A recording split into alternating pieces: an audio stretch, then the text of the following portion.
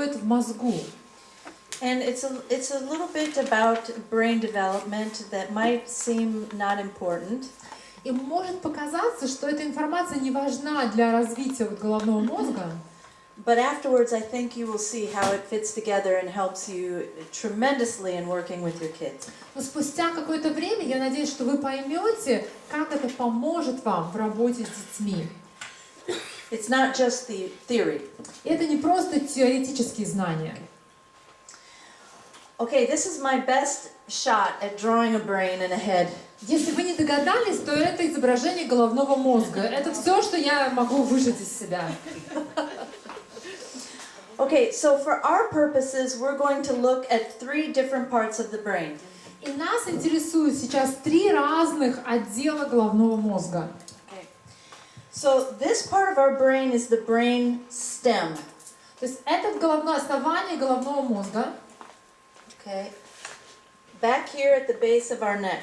То есть в начале шеи вот у нас есть этот отдел головного мозга.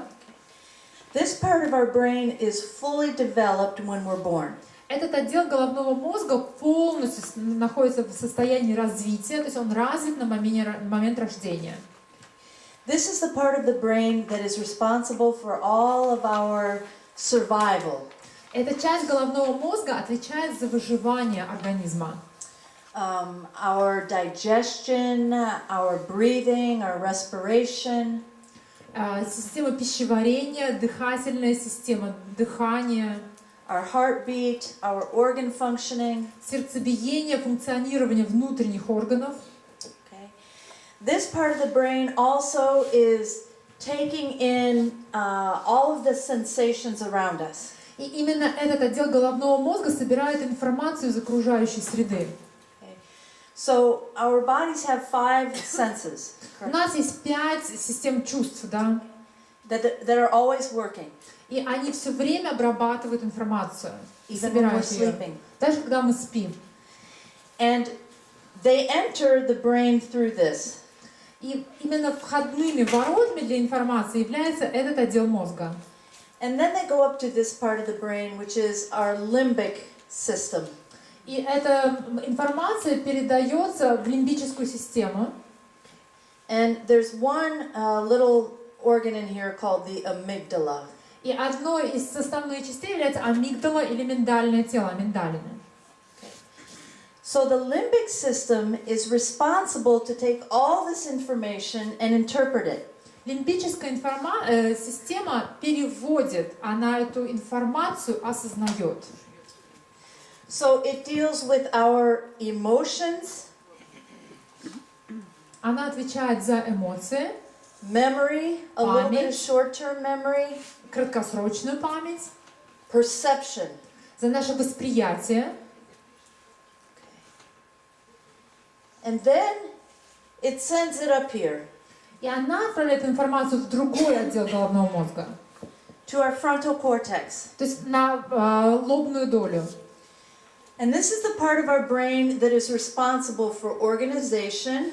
И эта часть мозга отвечает за организационные способности, Long-term memory. долгосрочную память, Judgment. оценку, Learning. обучаемость, Social interaction.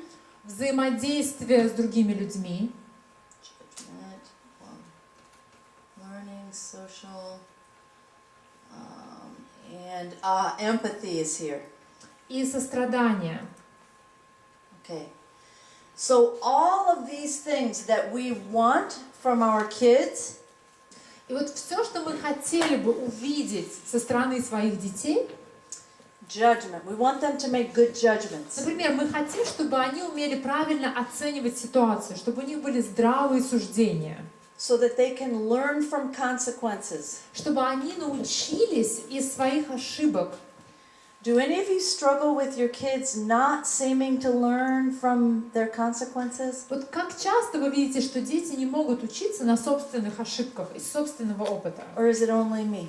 Или это только у меня дети не умеют? У всех родные так же. Родные так Do they make good judgments? У них здравые суждения. Okay. Do they have difficulty learning? Do your kids have У кого-то difficulty? есть трудности в обучаемости, в обучении? Okay. Okay. Do they have difficulty in their social relationships? Сложно ли им устанавливать и развивать взаимоотношения с людьми? Okay. All of this requires this part of the brain. Вот для всех этих навыков необходим именно этот отдел головного мозга, чтобы работал. When your brain is stuck on, Если мозг никогда не отдыхает и всегда во включенном возбужденном состоянии, there's like a switch. существует предохранитель в мозгу. You do not have access to this part of the brain. И этот предохранитель перекрывает доступ к фронтальной зоне полностью. So, why does that happen? Почему это происходит? Okay. There is a very adaptive reason why that happens. И есть причина, которая зависит от выживаемости. Выживаемость человека зависит от этого, способность адаптироваться. Okay, so think about for a moment, if you are walking down the street with a friend of yours, Представим, вы вдвоем с кем-то, со своим, например, другом, идете по тротуару. and you're just having a good conversation, Вы полностью вовлечены в разговор, вы участвуете в нем. and out of the corner of your eye, you see a car that is coming toward И you. вдруг боковым зрением вы замечаете несущийся на вас автомобиль. This is not the time where you want this part of the brain functioning. И на самом деле в этот момент вам фронтальная зона вообще не нужна. You do not want to be doing a physics problem. Вам не нужно решать задачу из физики учебника. How far is this car from me? How fast Надо is it оценить going? расстояние, дистанцию. А какая у нее скорость, интересно? How long do I have before it will hit me? Сколько секунд у меня есть до того, как оно вонзится в меня, да, и собьет меня? If this part of your brain is functioning, you will die. Если вот вы будете на основании этого отдела головного мозга действовать, вы закончите в морге. Okay? You want this shut off, and you want only to react. Вам нужно отключить зону размышления, чтобы вы могли только отреагировать. Okay? You don't even think about it, Вы right? же не думаете об этом, правда? Вы же не переключаете свой мозг. You get out of the way Просто убегайте automatically. автоматически. Okay? So, but if this is how you live, Но представьте себе, если это единственный режим, в котором живет ребенок. you do not have access to this part of your brain, У вас нет доступа к этому отделу головного мозга. this is why they drive us crazy and И frustrate us. поэтому они нас доводят именно этим, что они не могут использовать лобную долю. We are speaking to this. И мы постоянно обращаемся именно к этому отделу головного мозга. We expect behavior that comes out of this part of the brain. И мы ожидаем, что они будут вести себя в соответствии с тем, что происходит именно во фронтальной зоне. It's not on. Так, а она отключена. So, do you want to do just a little exercise to see this? Хотите вот одно из упражнений, чтобы увидеть наглядно это? Хотите? Да? Наглядности. Okay. This was developed by my daughter, who is studying to be a neuropsychologist. Моя дочка изучает сейчас в институте нейропсихологию, и это ее вот было домашнее задание, она придумала это упражнение. So I told her I would do it. И я сказала, я у тебя сворую эту идею, прости. Okay, so I need 4 very brave volunteers. 4 добровольца, очень смелых. 4 добровольца, пожалуйста. Давай. Вот давайте сюда. Okay. Да. Вот 1, 2, 3, давайте. I will just tell you and you can tell them. Up here, please. А на сцену, пожалуйста. Вот. Отлично. Okay. Okay. So, отличная мама.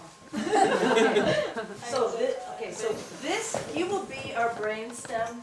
Он основание головного мозга. Вот, эта часть. Okay, so he's going to put his hand on his heart. Руку на сердце должен положить.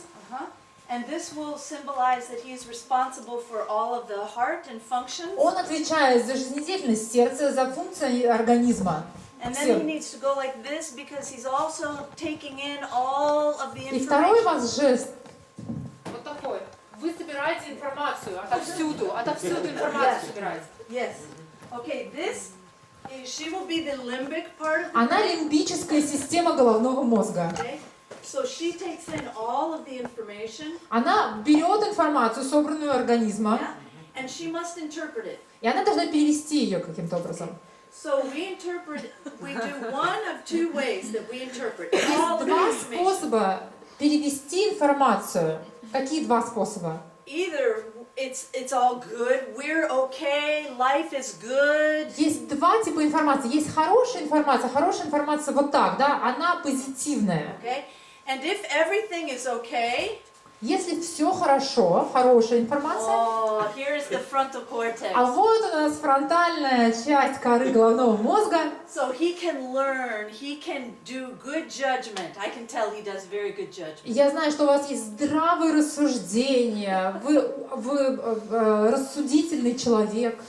Абсолютно верно. Да, это видно. Бывает порой. Okay, so he looks at the limbic system and finds out, are we okay? Он смотрит на лимбическую систему, и если лимбическая система говорит, все в порядке, Okay, then he is open to the world and to mother. и он тогда открыт всему миру и своей маме в том числе. So turn, Он поворачивается к маме, and now she can talk to him and tell him things, and he is open to learn. и она может что-то ему донести, научить, и он будет учиться.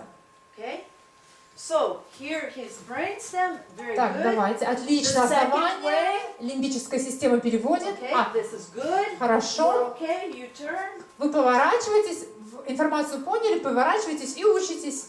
and now you are open to the world. and Открыты mother. миру Yeah, и да. perfect. Отлично. The second variant, Второй вариант информация how какая our бывает. kids live. Режим, в котором живут наши дети. Okay, the brainstem again То есть is основание taking головного information, мозга информацию воспринимает, and because their attachment style has not been met, но поскольку цикл привязанности не развился, не сформировался, you are a fire signal. то есть у вас постоянно сигнализация пожарная срабатывает, постоянно работающая сигнализация. Everything is not okay. Все отвратительно, все плохо. The world is not safe. Мир отвратительное место, You're on your own. небезопасное, ты в одиночку, Okay, you close down. ты выключаешься, Yep, you are not there. то есть тебя нет, все, Close down. отключаешься, выключайся, вот, выключайся. Now try to talk. А теперь постарайтесь чему-нибудь научить и поговорить с ним. Before helping him. То есть до того, как помочь ему, Okay, close down. закрывайтесь, садитесь, Signal. сигнализация. Now see what is happening. Посмотрите, что происходит. This is what we are dealing with. Вот как живут эти дети. Вот в таком положении они находятся все время. You're lower.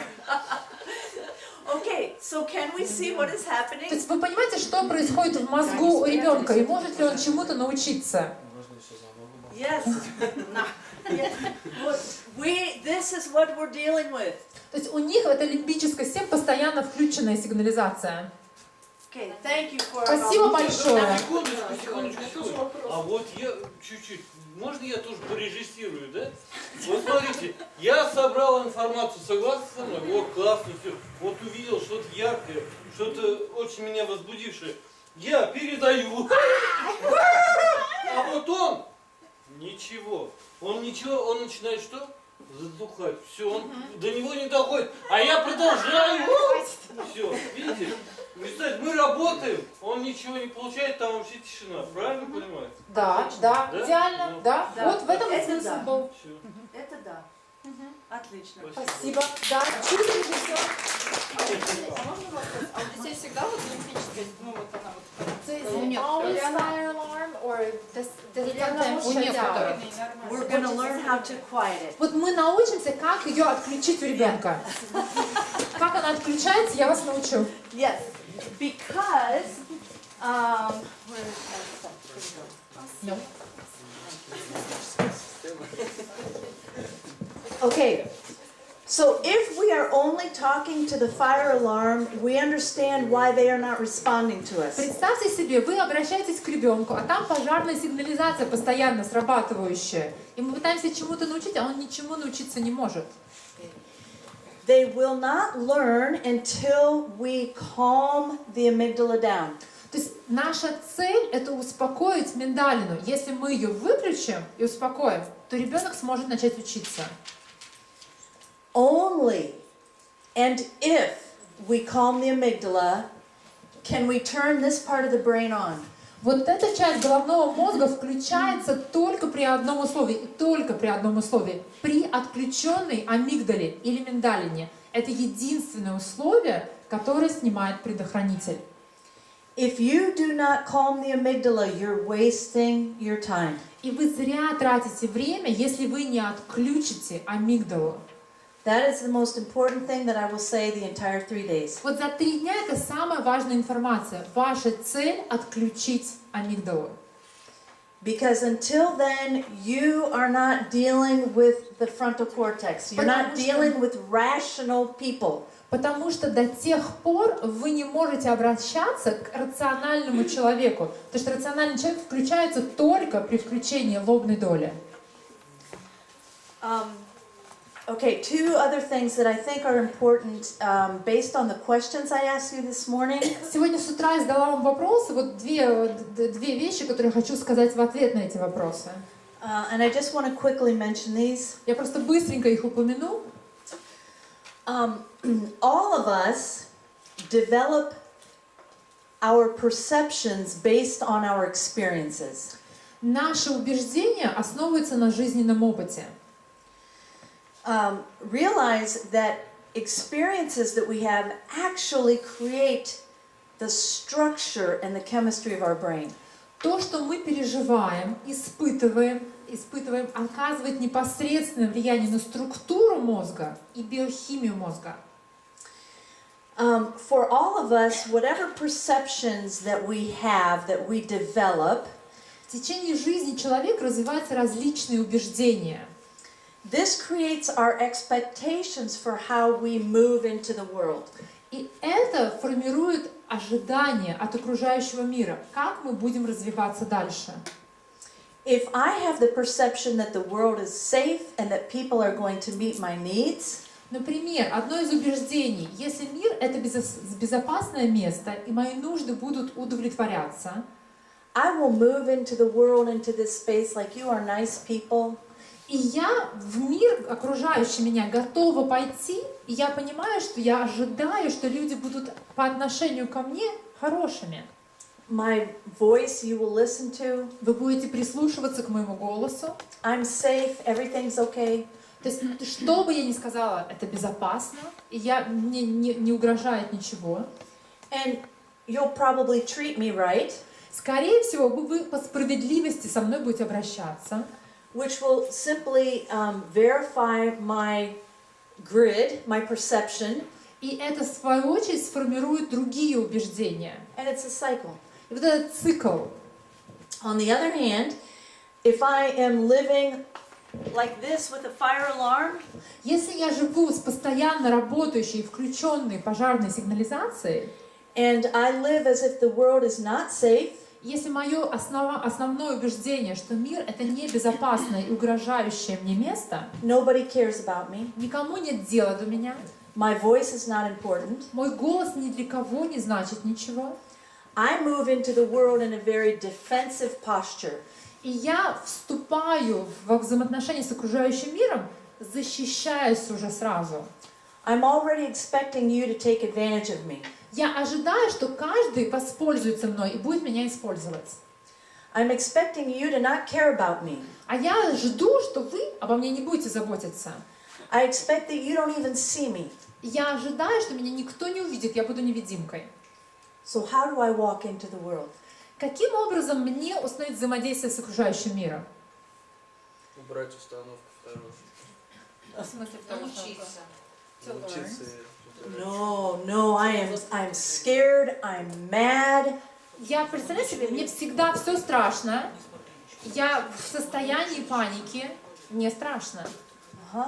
And so I'm going to be very defensive against you, and I'm going to expect you to not take care of me. И лучшая защита, это мы знаем, это нападение. Поэтому мне нужно нападать, чтобы что-то получить. Я же жду, что вы не удовлетворите мою нужду. Поэтому мне нужно сделать все, что в моих силах, чтобы эту нужду удовлетворили точно. And it's very неприятно how I will respond to you. И то есть ничего приятного от меня ждать не приходится людям, окружающим меня. And so you will respond to me like, what is your problem? И когда я в ответ на свои действия увижу, типа, что за проблема-то у тебя? And it just creates again this cycle that no one cares about И them. я получаю подтверждение, вот правильно, я этого и ждал, что никому нет дела, всем на меня наплевать, мои нужды не будут удовлетворены. Я вижу, что я был прав, поэтому мне нужно продолжать нападать. And so again, the only way to change their broken grid И для того, чтобы вот этот порочный круг прервать, is to give them corrective experiences. нужно дать им позитивный опыт. When they're acting like jerks, Когда они ведут себя как последние злодеи, okay, we have to give them corrective experiences when they are responding in this negative way. когда они отвратительно себя ведут, нам нужно дать правильную реакцию им. Okay. Another quick thing that is very important for your kids is a word about memory. Еще один момент очень важный, когда мы работаем с этими детьми. Это пару слов хочу сказать о памяти. Okay, so remember our information is supposed to go this way. Информация, поступающая в головной мозг, должна идти вот таким образом. And in here is where we store our long-term memory. Именно фронтальная зона отвечает за долгосрочную память, It's conscious memory, за осознанные воспоминания. and it's memory that is coherent. То, что рациональные воспоминания. Okay, but this is shut off.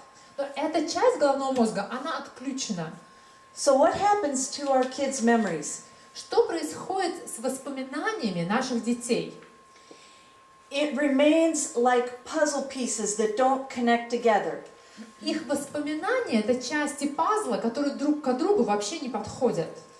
It remains subconscious. Оно остается на подсознательном уровне, практически все воспоминания.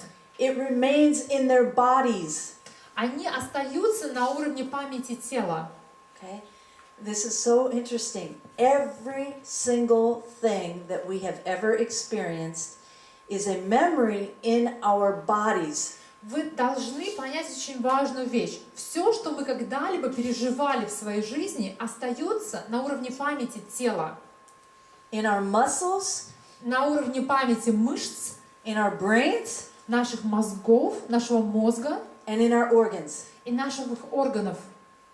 Every single thing we've ever То experienced. есть каждое переживание каким-то образом запоминается нашим организмом. So I have an experience. I was terrified of birds. Знаете, у меня была такая особенность, мне всегда птицы вводили в состояние паники. Просто птицы. When they would fly. If they were sitting there, I would be a little bit afraid, but if they would fly, I would panic. Если рядом находилась сидящая и стоящая на земле птица, было, мне некомфортно было, но я готова была терпеть эту птицу. Но как только птица начинала пролетать рядом со мной, я начинала состояние паники. And my husband, when we first got married, thought this was very funny. И мой муж, когда мы вот только что поженились, ему казалось, что это такая смешная вещь, поржем вместе. And so we would be walking, and he would try to push me into the birds. И вот мы идем по парку, он видит там птицы какие-то, да, и он меня все время подталкивает, чтобы я их спугнула, чтобы они начали лететь на меня. And I would panic and scream and run. У меня паника, я начинаю орать, как сумасшедшая, и убегаю.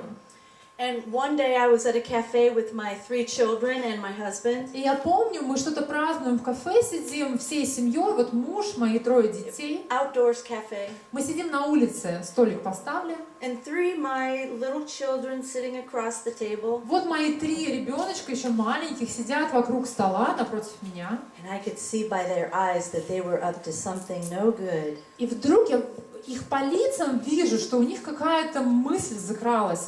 Я прямо вижу, что что-то они вот сейчас задумывают. Right behind me was a little bird, За мной, оказывается, сидела маленькая птичка, and they were waiting. и они просто ждали. And the little bird flew in front of me. И вот эта птаха летит прямо напротив моего лица. It was a full cafe, И там битком набитое кафе на улице. and I threw the table. И я, пытаясь выбраться из-за стола, выбрасываю стол в воздух со всем содержимым. And ran out of the И cafe. выношусь вообще просто торнадо из кафе. I could not control my body. И я вообще никак не могла контролировать свое тело. It was automatic. Это просто автоматическая реакция была. Well, my husband finally realized it wasn't funny.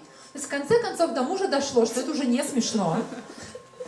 And so he thought, what is wrong with you? И он начал задаваться вопросом, что со мной не так. I don't know. Я говорю, да я не знаю, вообще не знаю. And he asked my mother, what happened to her? И он обратился к моей маме, спросил, вообще с какого возраста у нее эта проблема? Что случилось? And my mother told him a story she never told me. И мама рассказала ему историю, которую мне вообще ни разу не рассказывала. I was a baby, I don't know, 12 to 15 months. То есть мне, может быть, годик был, ну, может быть, 1,5 максимум. And I was in a menage И я в манеже, меня посадили играть с игрушками. in front of the fireplace. И рядом с камином. Okay. And one day a crow flew down И однажды в камин, в трубу упала ворона. and came into my playpen. И вот она через трубу и через камин попала ко мне, и она упала прямо мне в манеж. And began to peck me on my head. И поскольку она была живая, она мне весь мозг выклевала практически, она мне по голове долбила своим клювом. I'm trapped in this playpen. There's nothing I can do. И вот я в этом манеже, я как пленник, мне не выбраться из него. Okay. I had no memory. Я не помнила этого реально. My body remembered Но мое тело помнило эту травму. and reacted to this. И она реагировала каждый раз на прилетавших птиц. And I could not control it. И я вот, поверьте мне, вообще никак не могла контролировать себя. So our children have many memories stuck in their bodies. У наших детей огромное количество воспоминаний, которые застряли в разных органах. Okay. And there are many things that trigger them. И очень многие вещи вспугивают эти воспоминания.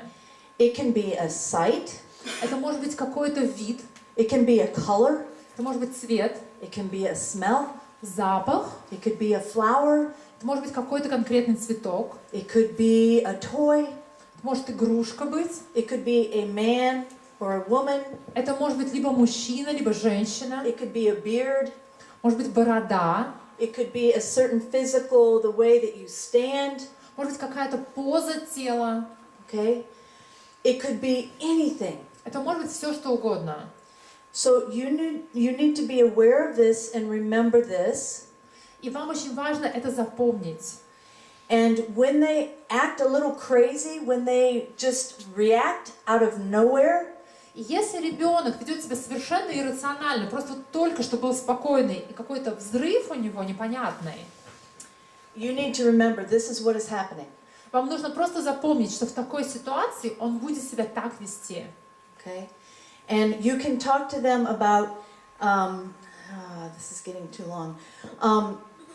You can help them to remember by just simply asking them if they remember anything. То есть можно просто помочь им, задавая вопросы. Вот ты помнишь что-то, связанное с этим?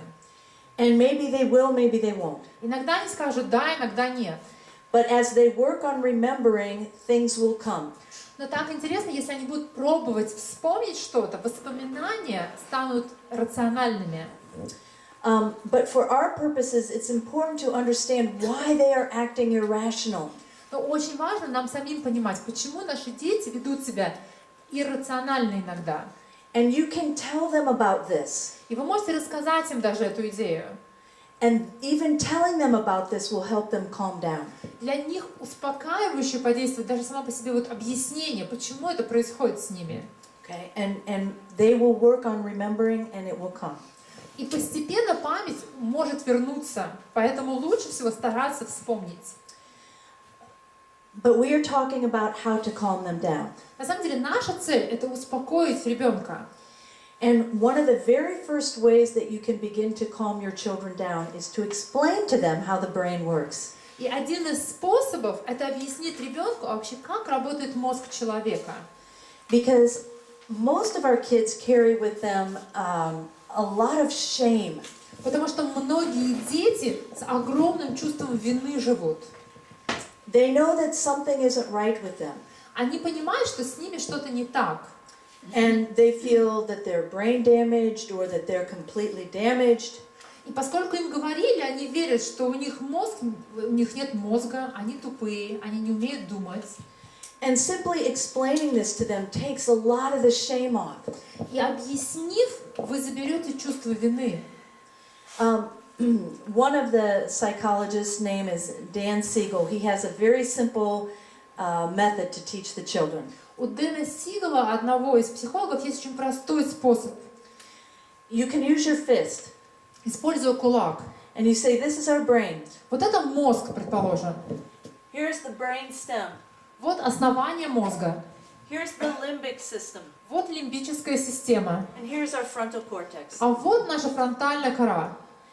And when the limbic system signals, И если лимбическая система включает пожарную сигнализацию, the frontal cortex flips. то фронтальная кора отключается. You don't have access to У it. вас нет, вы не можете доступа получить к ней. And you explain to them the processes that are in this frontal cortex. И вы можете объяснить те процессы, которые должны бы происходить именно во фронтальной зоне. And you say to them, until the limbic system is calmed, И вы объясните, что пока вот эта лимбическая система не успокоится, this does not come back. вот это не вернется в контакт с остальной частью мозга. This is how our brain is supposed to look. Вот как должен выглядеть наш головной мозг. So all of the parts of the brain are working together.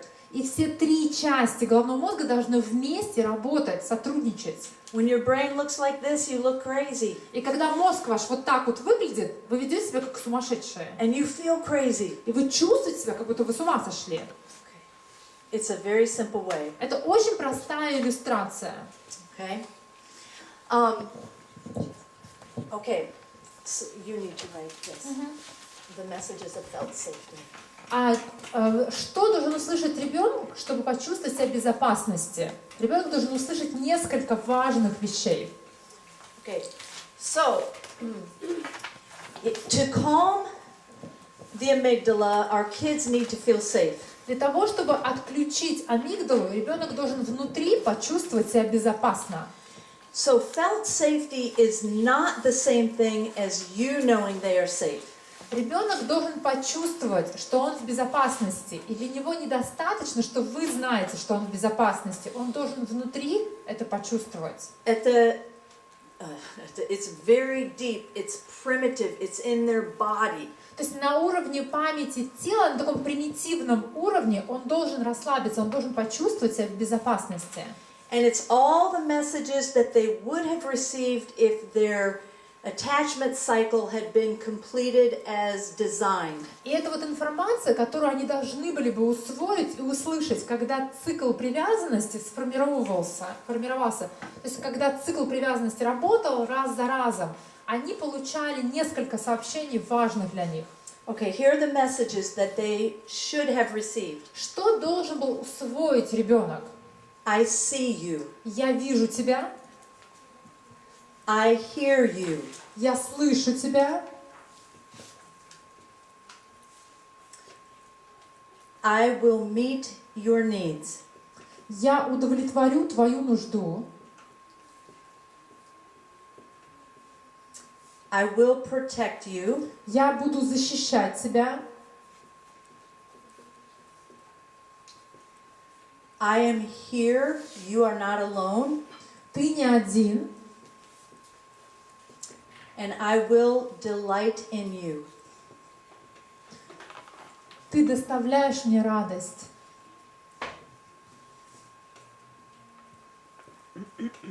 Think about the baby crying thousands of times. and the mother coming to meet those needs. Представляете себе младенца, который заплакал, и мамочка подходит к нему раз за разом. Okay. Now, these are messages that are mostly nonverbal. Вот это все на невербальном уровне происходит. Okay. But now with our kids, because we get them and they're already 2, 5, 10, 15, we're going to make these both verbal and nonverbal. Но дети, когда попадают к нам, мы уже можем донести на вербальном уровне, поэтому мы должны как словами, так и другими способами донести вот эту информацию до них. Okay. These are the messages that they need to get from us in order to calm their amygdala. Для того, чтобы отключить миндалину, они должны услышать вот эти 6 вещей и поверить в них. Think about this last one, I will delight in you. Подумайте вот о последнем. Ты доставляешь мне радость. Okay. I can remember, oh, this is a little too graphic. A young mother, when a baby has a dirty diaper, Например, мамочка подходит к ребенку, у ребенка грязный подгузник. what does the mother do? Что мама делает? Oh, хорошо, that's such a good one, way to Вот go. молодец, покакал, какой ты умница, а? Right? Правильно же, да? Правда? Как мама реагирует, когда ребеночек покакал? Она же рада. Okay. In all of their behavior, we delight in them. Что бы они ни сделали, они доставляют нам радость, эти малыши. Любое их действие – это радость. We don't discipline them. How dare you? How stupid are you? Why did you do that? What were you thinking? Мы же не наказываем и не виним их. Ты о чем думал, когда памперс вообще грязнил? Ты вообще подумал, сколько это денег стоит? Совесть у тебя есть? Right? Мы же так не делаем. Okay. So our kids, their behaviors many times are like dirty diapers. И вот их поведение детей, с которыми мы работаем, это грязный подгузник. Мы понимаем это. And they need to see in our face, oh, you are something else. I really like you. А им важно увидеть на нашем лице выражение «Я так рад, что ты это сделал». That was a great dirty diaper. Такой прекрасный грязный подгузник, самый лучший на свете. No, I know what you're really made of. I know that you are worthwhile. Я знаю, что ты стоишь намного большего. Ты драгоценность для меня. I believe in you. Я верю в тебя. You are worth my time and my energy. Ты достоин моих сил и времени, которое я с тобой провожу. Okay? They will not get better if we do not give them these messages over and over and over. Дети не смогут получить исцеление, если не будут получать эту информацию от нас раз за разом. Verbally and not verbally. Вербально и невербальными способами. So, TBRI has developed 3 principles by which we can do this. И в терапии, основанной на доверительных отношениях, есть 3 разных принципа, которые позволяют нам добиться этой цели. There are 3 principles, and underneath each principle are 2 strategies. И каждый принцип имеет 2 стратегии, как этого можно добиться. The first principle is connecting. Первый – это принцип установления эмоциональной связи. And this is simply principles to help us build trust with our kids. Цель этого принципа – это основа доверительных отношений, чтобы они нам доверяли. And we're going to do this through engaging strategies. И у нас есть 2 стратегии. Стратегия вовлечения. And this is primarily non-verbal strategies. И эти стратегии, они невербальные, они не словами выражаются. Non-verbal ways that we can give them all these messages. Не словами донести вот эту информацию до наших детей. And after lunch, we're going to do several stations where we're going to actually practice these. И после обеда я вам предложу несколько занятий, как мы можем донести невербально до детей вот эту информацию. The second strategy is what we call mindfulness. Вторая стратегия – это стратегия самоосознанности. Because every relationship has 2 parts. Потому что в любых взаимоотношениях есть 2 стороны. You and me. Ты и я. And if I'm going to relate to you and build trust, I need to know how I affect the relationship. И если я хочу, чтобы ты мне доверял, я должен понимать, а что я могу предложить, что я с собой привношу в эти отношения. So on the third day, we're going to look more deeply at ourselves, И в субботу мы посмотрим именно сами на себя, our own attachment styles, на наши стили привязанности, our own parenting styles, на стили воспитания, которые у нас у каждого есть. and some other things about how we relate to people that might help us understand more when we're entering into relationships. И мы сами себя поймем лучше, вот с чем мы входим в любые взаимоотношения. The second principle is called empowering. Второй принцип — это принцип поддержки. And this is simply ways that we are going to help our children develop skills that they can have appropriate control in their lives. Что такое поддержка? Мы хотим, чтобы у детей сформировались навыки, необходимые им для жизни и саморегуляции. Yes, skills, what did I say? Yeah, skills and tools for, they can develop control over their internal worlds. Мы должны научить детей контролировать свой внутренний мир, физиологический, And their external worlds. и внешний мир, как они с внешним миром взаимодействуют. So we'll look at both of those tomorrow. И завтра мы как раз говорим о принципах поддержки. And then the third principle is correcting principles. И третий принцип — это принцип коррекции или исправления. Yeah, and these are simply teaching our kids how to have socially appropriate behaviors.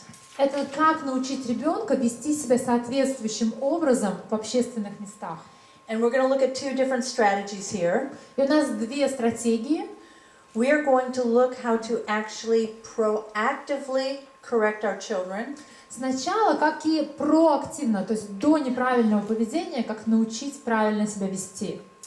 And then we're going to learn how to react to improper behaviors. А также, что такое ответная стратегия, как нам реагировать на неправильное поведение детей.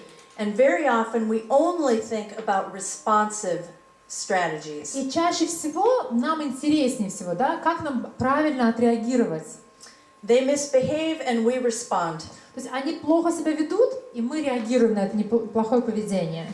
And we often forget about the proactive teaching them proper behavior before they misbehave. И зачастую мы забываем, что намного лучше профилактически научить ребенка вести себя правильно в какой-то ситуации, чем потом реагировать на его неправильное поведение. And we assume that they just should know these things. Нам кажется, что они должны были у кого-то другого научиться этому всему. But we're going to look at actually teaching them. Но мы будем смотреть на то, как можно их научить этому. Okay, so there's a little bit of reflection activity. I think on the next page you have a sheet like this. На следующей странице, мне кажется, это 11-я страница. Есть две таблички. So I want to take a few minutes and just to have you fill this out. Пожалуйста, заполните их сейчас. Я выделю несколько минут, чтобы вы ответили на эти вопросы. Оценили себя. So think about when you're doing this, maybe think about one of the kids that you are working with that you have the most difficulty with. И когда будете отвечать, оценивать себя, подумайте о том, с кем вам сложнее всего из детей. Вот подумайте о ребенке, с которым труднее всего. Or you can just answer it in general, if that works for you. Ну, или в общем оценить себя. And then the bottom one is reflecting on how your parents, which of these three principles did they, how they raised you. И слева это вопросы про вас, а справа вопросы про ваших родителей, когда вас воспитывали. If you only had one parent, then of course that parent. То есть если вас воспитывал один родитель, то просто ответьте про этого одного родителя. If you were raised in an orphanage, then pick your favorite caretaker. Если вы воспитывались в детском доме, то вы можете выбрать одного воспитателя, с которым у вас были самые лучшие отношения. Or that you had the closest relationship Или у with. вас были самые доверительные отношения, скажем так. Okay, so take a few minutes and work on those, please. Парочку минут, пожалуйста, оцените себя.